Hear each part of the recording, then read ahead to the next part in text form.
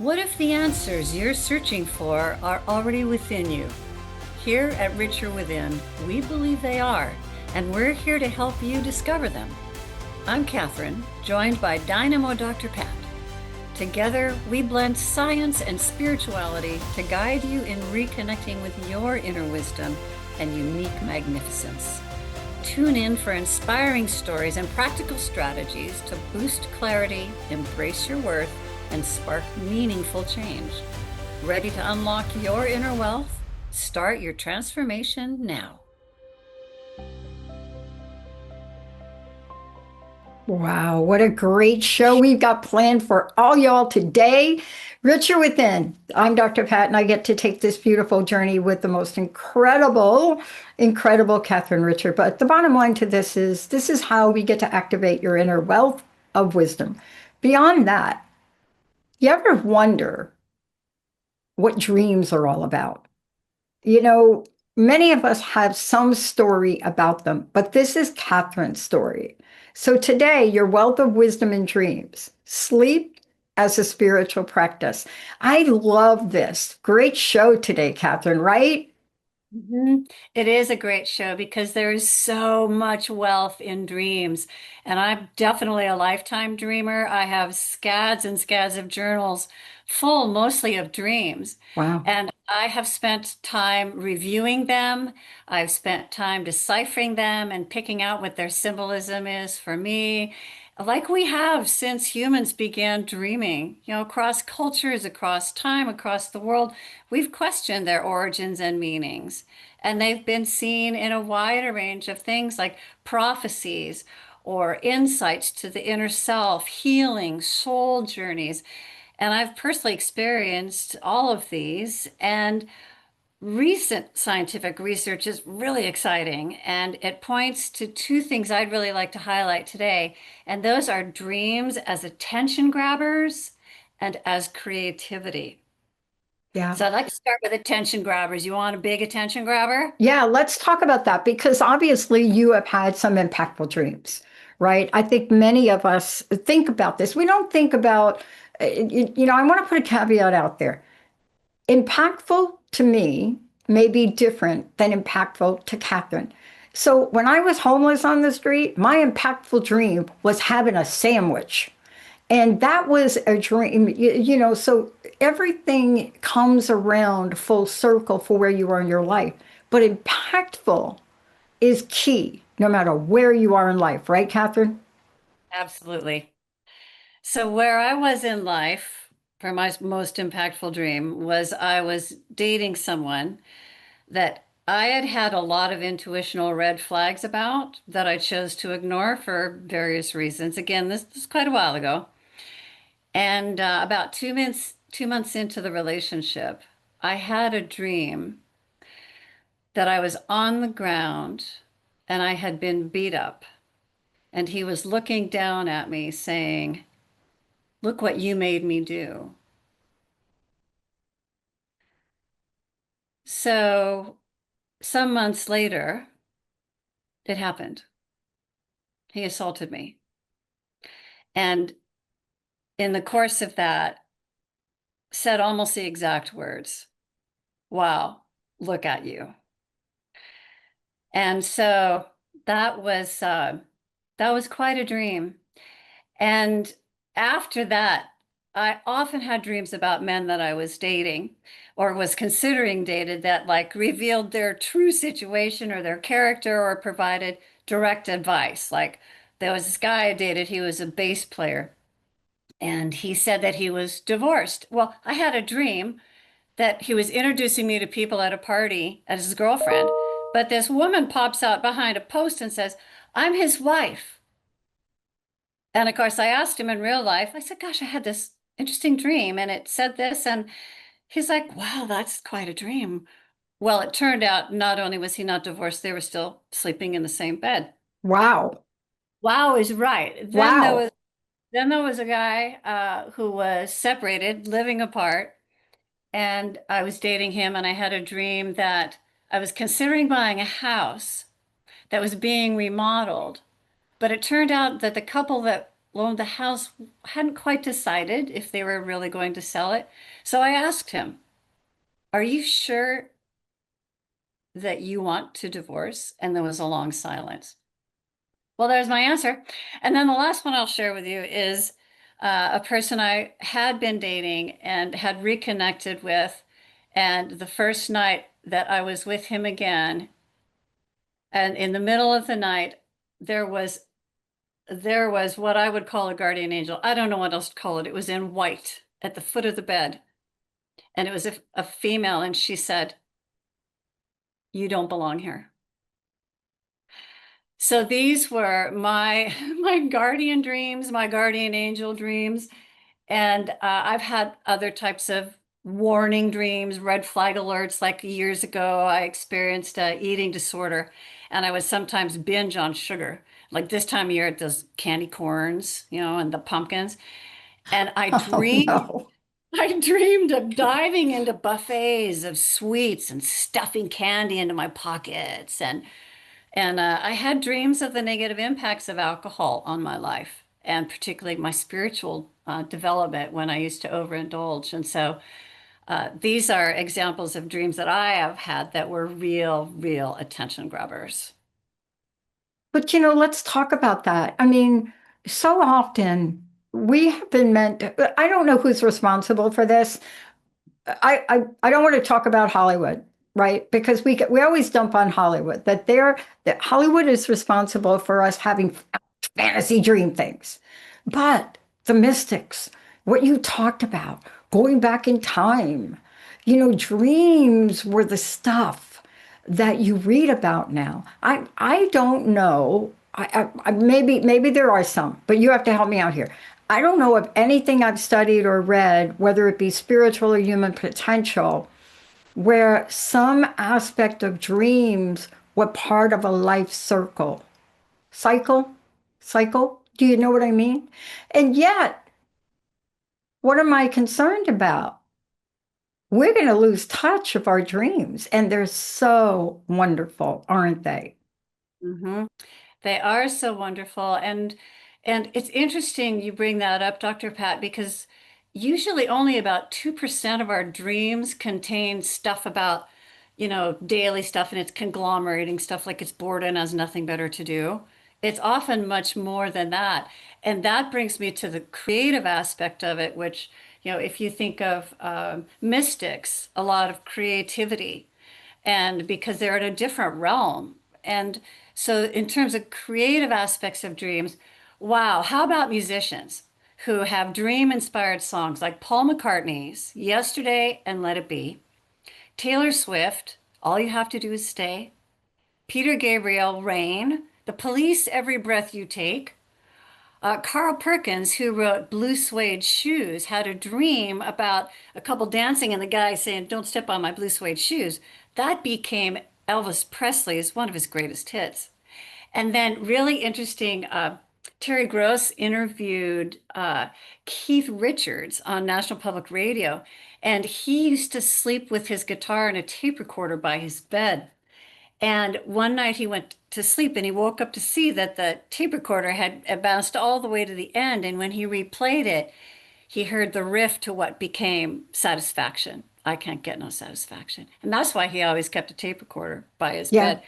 I actually did that. I was in a dream class Wow. in college and noticed that as I was falling into sleep, I always twitched. My legs would do this big twitch. And my husband at the time noticed that. And so I did my own little study. And we put a tape recorder by the bed. And as I was falling asleep and did that twitch, he would say, "Kathryn, what are you dreaming?" And every single time there was something there. And that's similar to, well, it's similar to the concept of what people have done, inventors and artists like Salvador Dali's art actually came from his dreams. And he and Thomas Edison had a practice where they would, to inspire creativity, they would hold a ball or a pen or something in their hand, and then they would drift off to sleep. And when that fell on the ground and woke them up, there was often a solution to a problem Yeah. or a new idea or something like this. And so even Mary Shelley's book Frankenstein originated in a nightmare she had. Well, let me ask you a question about that because, see, I love this. As kids, let's just play on this for a minute because you've named like almost everything, right? We left out Einstein, but we should include Einstein Oh, too. absolutely.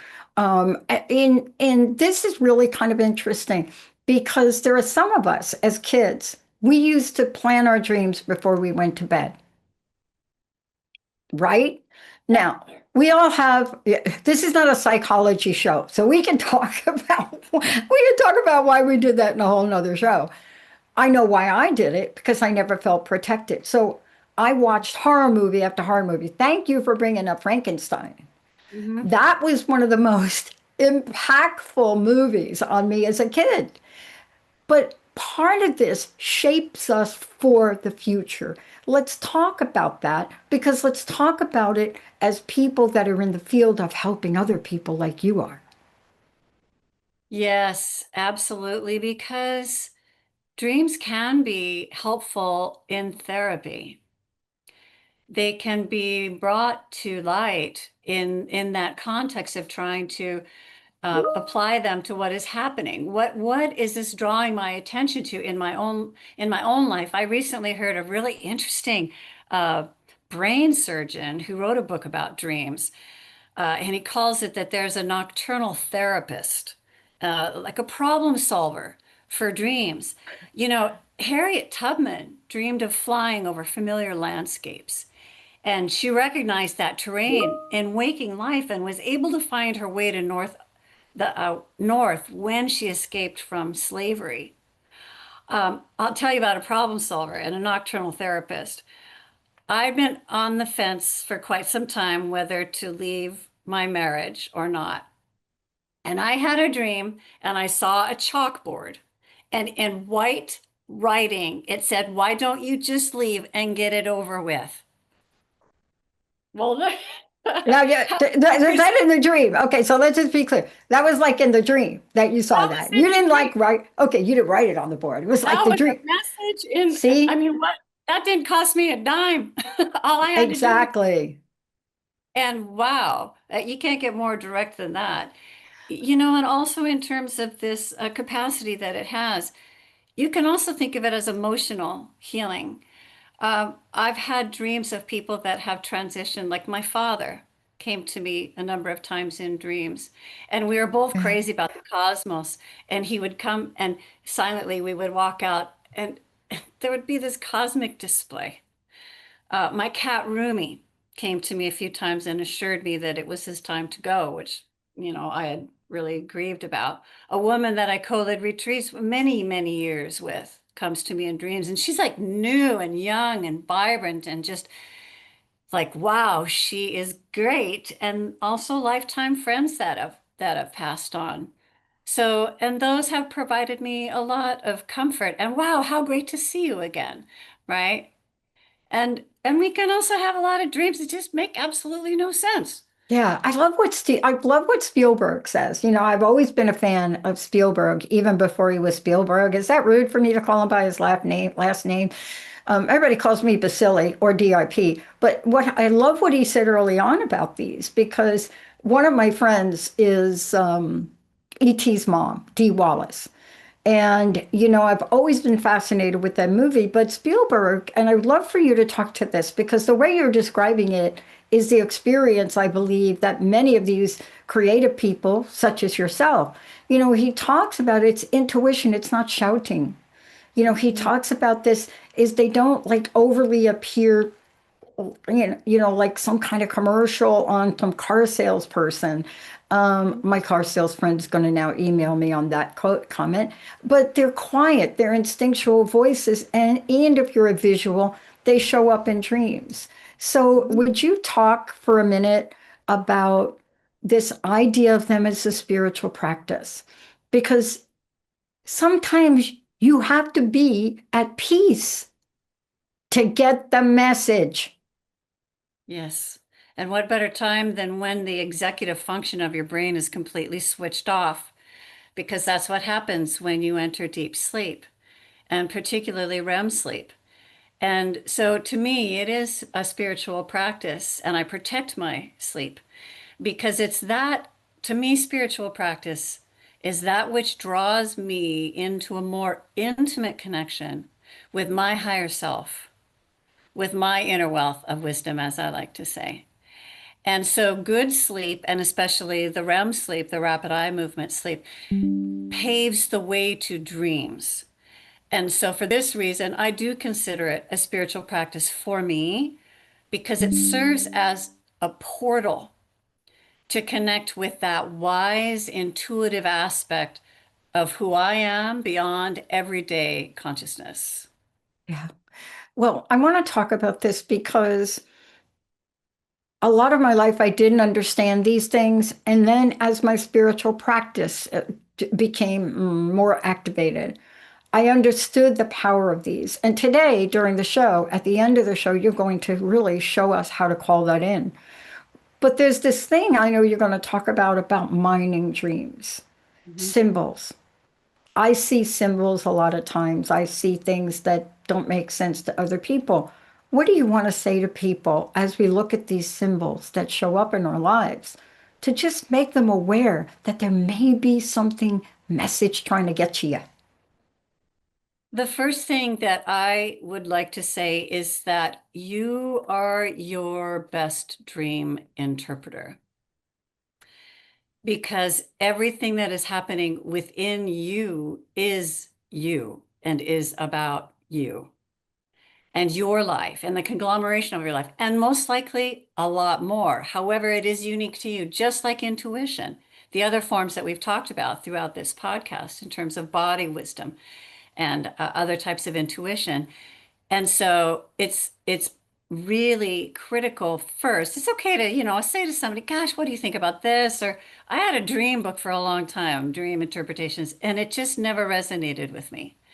So what I would suggest is to, if you're able to, keep a dream journal if you don't already, and track your dreams. And what they say now is rather than right away writing it down, take just a moment as you're drifting into conscious awareness again to etch it into your memory. And then, with as little light as possible, because you don't want to wake yourself up and not be able to go back to sleep, write your dreams down and then review them. I mean, sometimes, wow, how could I get more clear about that chalkboard dream or about the woman at the end of the bed in white that said, you don't belong here? Okay, that's clear. There are those dreams that maybe they reveal down the road their meaning. You can have patterns, you can have symbols, reoccurring feelings, reoccurring themes, and then ask what they might mean in relation to your current situations or challenges. I had dreams for a long time about spiders, and eventually those went away. They weren't necessarily scary, except for one that was kind of an initiation dream, but different story. Long story that we don't have time for here. I had dreams about not being able to find a toilet. And I knew in my life I was stuffing things. I was not releasing emotions. And the other thing that you can do is you can ask your dreams meaning in Mhm. meditation. If you have some moments of silence, maybe that morning when if you have the luxury of time to wake up slowly and not enter life right away, to ask in silence, what is this showing me? What Mhm. is it telling me? What am I meant to do with this? And again, you can use dreams in therapy. I also want to say if you don't remember your dreams, don't feel bad because not everybody does. Everybody dreams unless you're not in REM sleep. And but not everybody remembers. And Yeah. they may be stored just like subliminal messages that you can still access in different ways. Like in your movie theater and they subliminally flash Coca-Cola and Pepsi, go get a popcorn, and people all of a sudden leaving their seats and come back. And they're not even seeing that in their awareness, but it's unconscious. So it may still be there to help inform you along the way. I love it. I want to thank you so much for this. Now, we've got something special coming in the way we close the show today. We do. We do have something special coming, and it's about entering that space where we are really more ourselves than we ever can be, and less ourselves. I like to think of it more myself with a capital S and less myself, which is also really what we are in dreams. We are in that larger state of ourself. We are in our larger consciousness. And that's one of the things I love and value so much about dreams and the value of them, and valuing sleep and having good sleep Mm, practices. And do a lot of research about sleep practices, like, you hmm. know, waking and sleeping times and sleeping in a cool room. And there's a lot of general things. Just pay attention to what you're doing, and that you dream when you do them, or you don't dream when you do them, like eating way too much before you go to sleep, or Yeah. setting an alarm. If you have the luxury to not set an alarm in the morning, because wow, if I have an alarm, my dreams, they are gone. They're Mm, gone. So yes, and this place that we will enter through the spiritual mind spa treatments, I like to call them, yes. just an invitation to shift into a different space, a space that is allowing of that feeling of connection with your deeper self, your inner self. Yeah, looks like you're ready. Let's do it. We got about 3 minutes left, so let's roll it. Okay, let's do this. So I invite everyone, if it feels safe to do so, it is safe to simply close your outer eye, just like we close the curtains at night as we drift into sleep, knowing that we are held in the lap of a loving universe, that whether asleep or awake or dreaming or in our daily lives, we are always encompassed in this beautiful light, this beautiful love, this beautiful life that is all that there is. There is this one life, this one presence and power and intelligence that infuses everything, that begins everything, that sustains everything, that is everything. Everything that we see is an emanation of this one power and presence. And so I know this to be the truth of me. I know that I am an emanation of that one. And as it is the truth of me, I know it is the truth of everyone. Everyone hearing this, everyone everywhere, is a unique embodiment of that one, is a unique embodiment of that very power that lights up the stars, that presence that is the life force that courses through their veins, that is the perfect pattern of life, and that infinite wisdom that resides within them. And so, knowing this to be the truth of who they are, I speak this word for and about them, and I call forth that awareness of that consciousness beyond the thinking mind, a willingness to explore it through dreams, through imagination, through the creativity that comes through it, a willingness to trust what emerges, a true willingness to walk that path of unique intuition, and that intuition that dreams provide. And that as they do so, they are encouraged and comforted and guided and even guarded through their dreams. And this leads them into more and more good than they had even imagined in their lives, a more beautiful life. The life that they've always imagined to live is theirs for the living here and now. And I'm grateful to know that this is the truth. And in that knowing, I release this word into the divine law of love, that unconditional love that always says yes in that quantum field of infinite potential. And I release this knowing it is already done in the heart mind of the divine. I simply let it be, and we welcome it to be, and say, and so it is. And so it is. Kathryn, thank you so much for today. And I want to make sure that people know if they want to connect with you directly, if there are any questions, they can go to richerwithin.com. For those of Yes. you out there, it's richerwithin.com. Connect with Kathryn. Questions, Ask the questions. Or maybe perhaps you need the power of the prayer, the spiritual mind treatment that Kathryn just did. Because what happened is energetically, we can allow and we can shift. Kathryn, thank you so much for everything today. Thank you, everybody. Namaste. Namaste, everybody. Thank you, Sierra. We'll see you all next time. Thank you for investing in yourself by listening to Richer Within with me, Kathryn, and Dr. Pat. Continue this journey with us every third Monday at 11 a.m. Pacific on Transformation Talk Radio. Feeling inspired? Visit richerwithin.com to explore one-on-one sessions, speaking engagements, and supportive services with me. Together, let's co-create a world that uplifts everyone through deeper living and conscious presence. Until next time, and always, align with your inner wealth of wisdom. Wow.